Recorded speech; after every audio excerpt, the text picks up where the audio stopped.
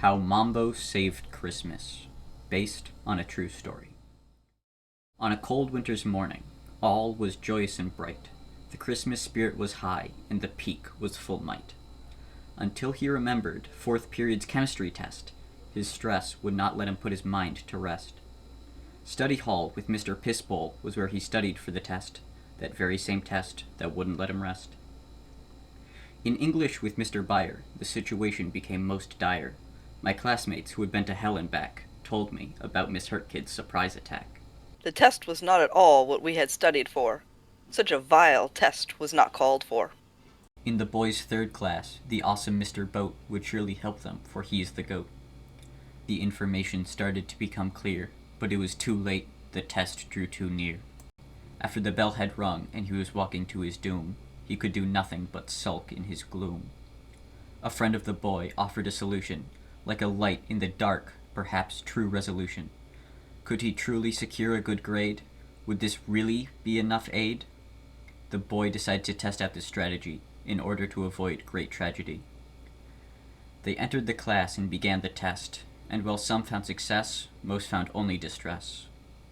The boy's studying had paid off, but he was still not well off. As the test ended, so did the boy's hopes of passing. The strategy had failed, and the teacher was the last one laughing. The boy was shaking and feeling ill, but the time was up. It was not a drill. The whole of the class had done poorly. The teacher blamed herself sorely. "I must not have taught you well at all, for you truly did not ball," said Miss Hurtkids. "We will have to revisit this, perhaps during Christmas." The students gasped. Could it really be possible? Could Christmas truly be so stoppable? Going home, the boy had realized that his test was over. He had lost all of his composure. His grade was set in stone. There was much he had not known. In this realization, he found peace. But would Christmas really cease? The information he had gained could be given to another who still remained. He messaged his friend with the information most valuable. His plan was to be all but infallible. I have info that could be of use. Perhaps with this there could be a truce. Forsooth? They hopped on a call and made a document with information and lots of smiles. They dubbed these the C files. These files were the key, but they needed something of a higher degree. But what else does it need? We have no lead. The next day, when his friend took the test, the C files helped him do his best. But what's this? Tragedy struck. The internet was stuck. The test sucked, and his grade was fucked. All hope was lost. Christmas would surely be tossed. The boys decided to find merriment. They decided a Christmas playlist would fight their discouragement. Well, the playlist was jolly, and the songs so sweet. One rang out above all with most whimsical a beat. The song, sung by Mambo. We knew we had to research this pronto. Mambo, a horse, sung so sweetly. Perhaps with this we could save Christmas discreetly. The boy's friend said, Is it true? Could she really save Christmas? With her, Christmas could be back in business. They asked and they pleaded. Mambo, oh Mambo, it's you that we needed. Christmas could be saved with naught but some effort. Mambo replied, Worry not, I shall be your oasis in this Christmasless desert. Mambo wrote a letter most precious. Here's what she wrote, starting from the preface. Season's greetings, Mrs. Hurtkids. I know we didn't perform well on our latest chemistry exam, but I implore you, please refrain from canceling Christmas. My associates and I have plans for that time, and if we were required to attend school on the 25th, then I would be forced to surrender my holiday cheer in addition to my Christmas spirit. If you could find it deep within your heart to grant me, as well as my peers, a gracious seasonal break, in spite of our lackluster performance, I would send you my greatest gratitude. If you were to accept our plea, you would be as benevolent as Cyrus the Great of Persia, who, in his endless wisdom and kindness, was known for his extreme tolerance and generosity towards his subjects, as well as those he conquered.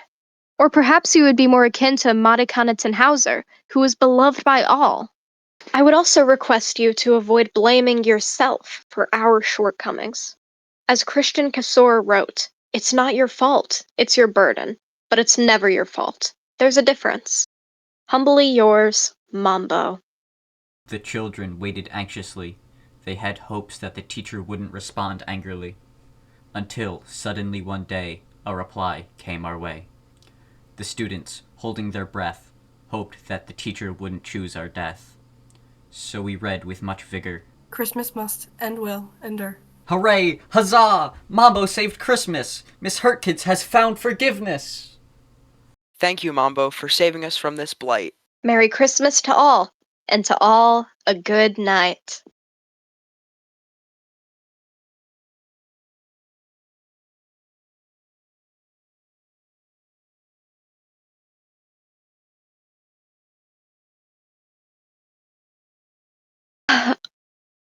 Fuck you, Emilio. Genuinely, everything that you have should have been mine. I'm not even kidding. You have it. You have too much. You have the show. You get to lead in every show. Congrats. You get the girl. She's perfect. She has everything. She's amazing. You have the lifestyle that I wish I could live. You manage to afford living in the most affordable state in the country, and you just you pass all of your classes and you suck, and I hate that, and it should be my life. I hope that this message makes you reconsider, because someone like me should get it a little bit more, I think. And also, you're stupid. That's it.